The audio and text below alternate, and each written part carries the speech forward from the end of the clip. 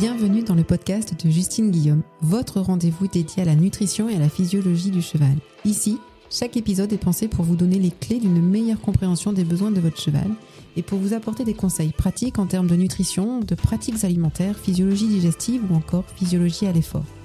Ce podcast vous guidera pas à pas pour offrir à votre cheval les meilleurs soins basés sur des connaissances scientifiques actuelles. Alors que vous soyez propriétaire, cavalier, professionnel, vous trouverez ici tous les conseils pratiques et les réponses aux questions que vous vous posez au quotidien. Je m'appelle Justine Guillaume, je suis docteur en nutrition et en physiologie équine et je dirige la société Happy Crackers, fabricant d'aliments complémentaires et de friandises bio pour chevaux. Ma mission, vous donner toutes les informations pour que vos choix soient éclairés et que vous soyez acteur du mieux nourrir de votre cheval.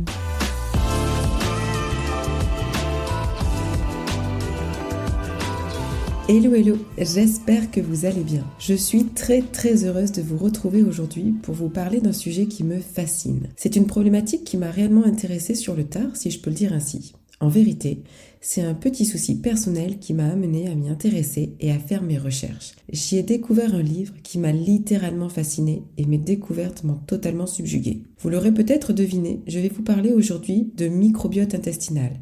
Et contrairement à ce que l'on peut penser, son rôle ne se limite pas à une simple fonction digestive. J'aime à penser à la complexité du fonctionnement des organes et à leur rôle souvent sous-estimé, voire inconnu. Complexe, mais extraordinairement bien organisé. On pourrait se dire tout simplement « oui, la nature est bien faite ». Eh bien oui, et cela me fascine. L'influence de l'intestin sur la santé et le bien-être est probablement l'un des domaines de recherche qui ont marqué ces dernières années chez l'homme.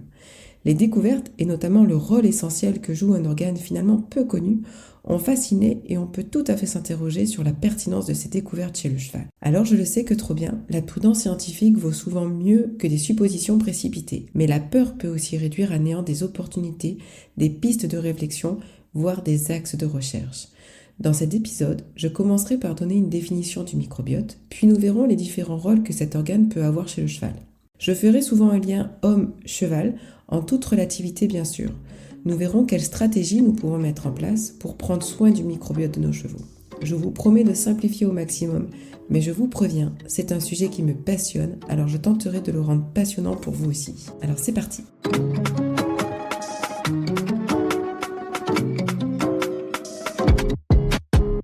Tout un écosystème, microbiote et microbiome. Aucun autre organe n'accueille une telle variété d'espèces et de familles. Et la recherche n'en est qu'à ses débuts, puisque de nombreuses variétés sont régulièrement découvertes. Les chercheurs en sciences humaines parlent même d'atlas bactériologique. Il faut savoir que nous avons des micro-organismes qui se baladent sur nous et en nous, et qu'ils forment les différents microbiotes, et il en est de même chez les chevaux. Et 99% de ces micro-organismes se retrouvent dans l'intestin. Non pas parce qu'il n'y en a pas ailleurs, mais parce qu'il y en a un nombre inouï dans l'intestin. D'ailleurs, à l'époque où l'on ne connaissait pas encore bien les bactéries, on les classait dans le règne végétal, d'où le nom de flore intestinale que vous connaissez sans doute.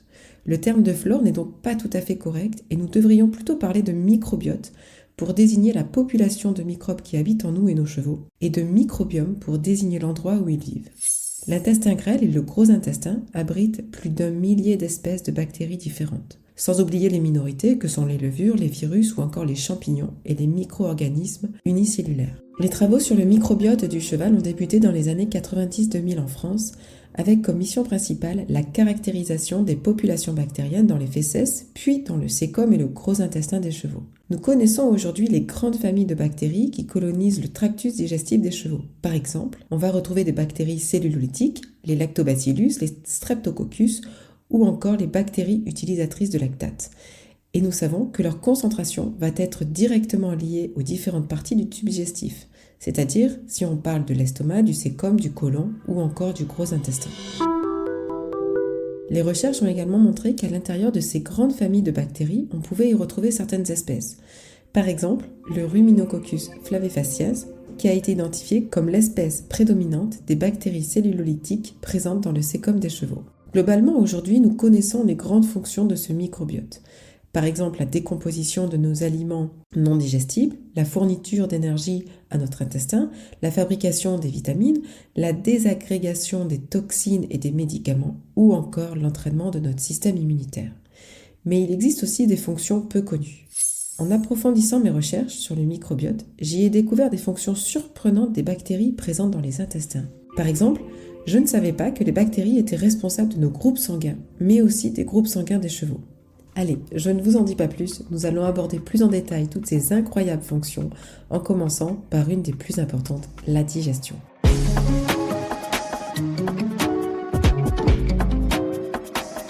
La fonction digestive. Le premier rôle que l'on connaît tous est bien sûr la fonction digestive des aliments qui sont ingérés. Cette fonction a donc pour rôle de transformer les aliments ingérés par le cheval en molécules suffisamment petites pour pouvoir passer dans la circulation sanguine et être ensuite distribuées à toutes les cellules de l'organisme. La digestion est ce processus de fractionnement et d'absorption des aliments qui serviront par la suite de nutriments et de sources d'énergie du cheval. 200 litres, c'est énorme. Eh bien oui, c'est le volume du tube digestif du cheval. Celui-ci est composé globalement de 2 grandes parties. La partie antérieure, ou également appelée partie antécécale, comportant la bouche, l'œsophage, l'estomac et l'intestin grêle, et la partie postérieure, ou postcécale, constituée du gros intestin, très développé et spécialisé dans la digestion des fibres chez le cheval. Car contrairement aux ruminants, comme les vaches, le cheval ne possède que ce site de digestion des fibres. Alors rassurez-vous, je ne vais pas ici vous décrire le fonctionnement de chaque partie anatomique. J'avais plutôt envie d'aborder la fonction digestive sous un autre angle, celui de l'infiniment petit. Vous voyez de quoi je parle ? Oui, le petit monde qui se loge dans le tube digestif et qui joue un rôle inouï malgré leur taille. Comme nous l'avons évoqué, le cheval étant un herbivore, son microbiote est donc adapté à dégrader les fibres, et cela en continu. Et nous allons voir que dans chacun des grands compartiments, au nombre de 3, les populations sont très différentes, avec chacune un rôle bien spécifique. Le premier compartiment de la digestion est l'estomac. Dès le début de la digestion, on retrouve une activité enzymatique importante avec la dégradation des protéines dans l'estomac. En parallèle, et toujours dans l'estomac, va débuter une activité bactérienne due à la présence de bactéries amylolytiques, c'est-à-dire les bactéries qui vont dégrader l'amidon et qui vont produire du lactate, et des bactéries utilisatrices de lactate. Elles amorcent la dégradation des glucides par fermentation. L'estomac ne contient en revanche pas de bactéries fibrolytiques, c'est-à-dire les bactéries qui vont dégrader les fibres de la cellulose. Les fourrages ne sont donc pas digérés dans ce compartiment. Le second site de la digestion, l'intestin grêle. Si on suit le trajet du bol alimentaire, on va arriver à l'intestin grêle. Il est important de retenir que c'est le lieu de dégradation des sucres, protéines et lipides par une importante population enzymatique. Cette digestion enzymatique va permettre de fournir à votre cheval des nutriments énergétiques comme le glucose, les acides gras longs, mais aussi des nutriments protéiques, les fameux acides aminés. Et enfin, le dernier site est le gros intestin. Toujours en continuant le trajet du bol alimentaire, nous arrivons donc logiquement dans cette dernière grosse partie, le gros intestin. Et ce qui est important de retenir, c'est que c'est le lieu de digestion des fibres par une importante fermentation microbienne. Et d'après vous, qui réalise cette fermentation ? Eh bien oui, ce sont les bactéries celluloïdiques, mais pas que. Ce dernier compartiment du système digestif joue un rôle fondamental dans la digestion du cheval herbivore. À l'intérieur de ce gros fermenteur, l'humidité est très importante, il y fait 38 degrés, le pH est neutre, et c'est un milieu sans oxygène, dit anaérobie. Toutes les conditions sont donc réunies pour favoriser la croissance et le développement de nombreux micro-organismes, tels que les bactéries, les protozoaires, les champignons et les virus. Tous ces micro-organismes vont ainsi transformer les résidus de la digestion enzymatique, notamment les fibres, mais aussi l'amidon, les protéines résiduelles, en éléments nutritifs assimilables par l'organisme. La communauté de micro-organismes la plus importante est représentée par les bactéries. Ces dernières sont spécialisées pour dégrader les différents substrats arrivés dans le gros intestin. Les bactéries fibrolytiques vont dégrader les fibres, les bactéries amylolytiques vont dégrader l'amidon, et les bactéries protéolytiques vont dégrader les protéines. Et saviez-vous que leur nombre et leur composition dépendent du régime alimentaire de votre cheval ? Ce qui sous-entend qu'avec l'alimentation, on peut moduler la composition du microbiote. Retenez bien ce dernier point, nous verrons pourquoi en fin d'épisode. Je fais une petite aparté qui va me permettre d'introduire la prochaine partie. Alors je ne sais pas si vous faites partie de ces nombreux propriétaires désemparés devant la recrudescence d'allergies chez les chevaux. Je dis recrudescence car ces dernières années, les allergies alimentaires ont considérablement augmenté. Et ce n'est pas une surprise que de dire que ces allergies alimentaires nous touchent nous aussi, humains, et je vais tenter alors brièvement de vous expliquer pourquoi. La principale hypothèse est celle de la perméabilité de la paroi intestinale, et c'est vraiment la principale voie d'explication. En effet, cette perméabilité peut parfois brièvement augmenter, avec pour conséquence des résidus de nourriture qui en profitent pour se frayer un passage dans les tissus intestinaux et le sang. Ces molécules d'origine alimentaire se retrouvent donc dans des zones où elles n'ont rien à y faire, ce qui met le système immunitaire en colère. Inflammation, destruction des villosités intestinales, c'est tout le système immunitaire qui s'emballe et s'affole. Et figurez-vous qu'une situation de stress ou encore une prise d'antibiotiques peuvent aussi augmenter la perméabilité de l'intestin. Et les chevaux n'échappent malheureusement pas à ces observations ces dernières années. En effet, de plus en plus de chevaux présentent des allergies alimentaires, ce qui sous-entend un système immunitaire affolé et en colère.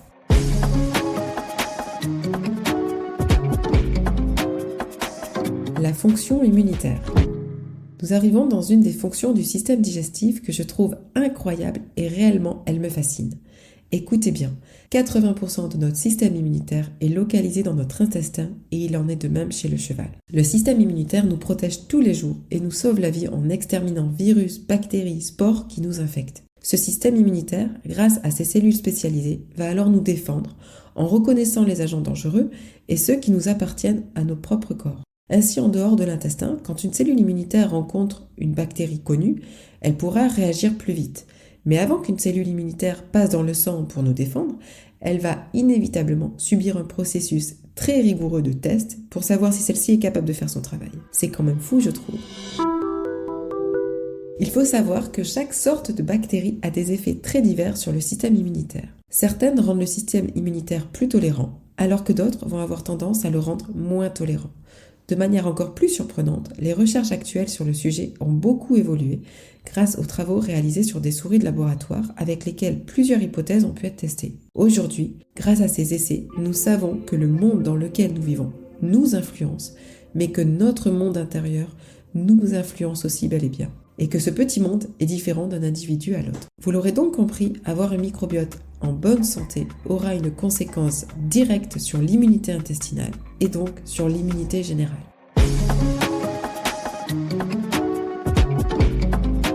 Le fabricant d'hormones et de vitamines. Une autre fonction souvent méconnue est le rôle du microbiote dans la synthèse appelée endogène d'hormones et de vitamines, et notamment les vitamines du groupe B. Et c'est particulièrement le microbiote du gros intestin qui effectue la synthèse des vitamines du groupe B et qui va également absorber certains minéraux tels que le phosphore. Et c'est aussi le lieu de résorption de l'eau. Et ce n'est pas tout.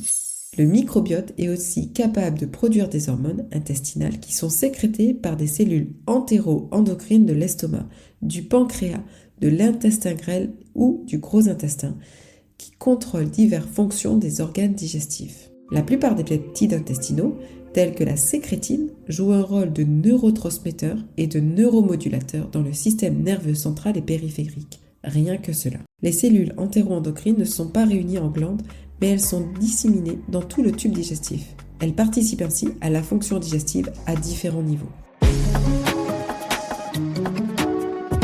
Et si le microbiote avait aussi un lien avec les qualités physiques ? Je voulais aborder une nouvelle piste souvent méconnue du lien entre microbiote et qualité physique. Surprenant, me direz-vous. Des modèles mathématiques ont permis de croiser de nouvelles données avec des analyses physiologiques, cardiaques et sanguines de chevaux à l'exercice. Le résultat est net. Il y a un lien entre la composition du microbiote et l'aptitude cardiovasculaire pendant la course. Il a même été confirmé qu'un microbiote diversifié avait un rôle bénéfique et au contraire que le cheval porteur d'un microbiote moins diversifié récupère moins bien après un exercice d'endurance. Vous allez me dire, d'accord Justine, mais en quoi consiste un microbiote diversifié et comment peut-on le moduler ou l'influencer ? Eh bien, c'est ce que nous allons voir tout de suite. Un microbiote diversifié, c'est quoi ? Le microbiote intestinal est composé de milliards de micro-organismes. Mais ils ne sont pas tous identiques entre eux, plusieurs espèces cohabitent, comme nous l'avons vu. Et même au sein de chaque espèce, des variations existent. Pour évaluer la diversité, les chercheurs étudient la composition génétique du microbiote et le caractérisent à l'aide de différentes statistiques. La diversité du microbiote intestinal est donc favorable pour l'hôte et c'est un signe de bonne santé. Par exemple, dans le cas d'une attaque pathogène assez virulente, un microbe peut se développer rapidement et devenir plus nombreux par rapport à la population générale. Votre cheval souffrira alors de troubles intestinaux, mais l'équilibre d'une population diversifiée et favorable pour le cheval sera essentiel pour lutter contre les attaques diverses. Quelle stratégie pour prendre soin du microbiote de votre cheval ? Vous l'aurez donc compris, le microbiote de votre cheval est tout un écosystème complexe et fragile et qui va être particulièrement sensible à différents changements pouvant intervenir chez le cheval. Donc le conseil numéro 1 pour prendre soin de son microbiote est de respecter cette nature sensible. Je m'explique. Il est donc primordial pour la bonne santé de ce microbiote de maintenir une ration alimentaire majoritairement composée de fibres issues de fourrage ou d'herbe. Les céréales et autres aliments doivent être donnés en quantité modérée si la ration de foin ne suffit pas à votre cheval et qu'il est nécessaire de le complémenter pour ses besoins. J'attire aussi votre attention sur le fait d'instaurer des habitudes, des routines. Les chevaux et leur microbiote sont sensibles au changement. Donc, instaurer des habitudes sera essentiel pour la santé de son microbiote. Je vous conseille autant que possible de distribuer les repas à heure fixe, bien sûr les mêmes aliments. Pas d'introduction brutale d'un nouvel aliment qui viendrait perturber son petit monde intérieur. Privilégiez aussi la distribution du foin avant le repas de concentré, juste pour petit rappel. Le second conseil pour prendre soin du microbiote de votre cheval est de maintenir un environnement stable, sans changement brusque, d'offrir la possibilité à votre cheval d'avoir une vie sociable avec des congénères, de se déplacer librement dans la journée.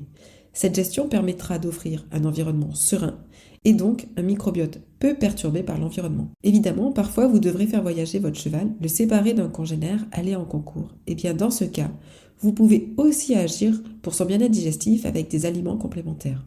C'est vraiment la stratégie efficace, autant pour l'homme d'ailleurs que pour le cheval. On entend souvent parler de biotiques, que cela soit des pré, des pro ou des post-biotiques. En effet, ce sont des substances qui vont directement agir sur le microbiote. Alors, 3 définitions, mais je vous promets, elles vous seront très utiles. Les prébiotiques, ce sont des substances qui nourrissent les bactéries bénéfiques déjà présentes dans l'intestin. Les prébiotiques, comme les fructo-oligosaccharides ou FOS, et les mannan-oligosaccharides ou MOS, peuvent favoriser la croissance des bactéries cellulolytiques. Les probiotiques contiennent des micro-organismes vivants bénéfiques qui, lorsqu'ils sont administrés en quantité adéquate, peuvent aider à rétablir l'équilibre du microbiote. Ils sont particulièrement utiles après un traitement médicamenteux ou en période de stress. Et enfin, les postbiotiques. Ce sont des substances issues de micro-organismes qui ont un effet bénéfique sur la santé de l'hôte et selon celles utilisées, elles peuvent avoir un effet immunostimulant. Point important aussi sur les compléments, le process de fabrication. Les probiotiques sont des micro-organismes vivants très sensibles à la chaleur. Donc toutes les granulations, qu'elles soient à chaud, à froid d'ailleurs, vont induire une altération des probiotiques. Pour rappel, la granulation ou extrusion a pour objectif de pousser par contrainte mécanique la matière dans des filières afin d'obtenir des bouchons de taille variable. Et contrairement à son nom granulation à froid, la température des filières peut tout de même être suffisamment élevée pour avoir un effet délétère sur les probiotiques.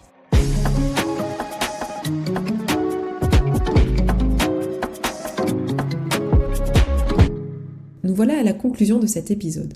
En premier, je vous dirai les basiques. N'oubliez pas, votre cheval est un herbivore grégaire qui a besoin de manger toute la journée, d'avoir une vie sociale et de pouvoir bouger librement. Ce sont peut-être des basiques, mais qui seront vitaux pour votre cheval. Et vous aurez aussi la possibilité de moduler son microbiote et d'agir positivement sur sa composition et son activité. Donc en cas de stress, de transport, de changement, surtout agissez sur son microbiote avec des biotiques, et cela en première intention. J'espère que cet épisode vous a plu, et si c'est le cas, n'hésitez pas à le partager autour de vous et à lui mettre une petite note sur les plateformes d'écoute. En tout cas, je vous dis à très vite pour un prochain épisode. Bye bye les amis.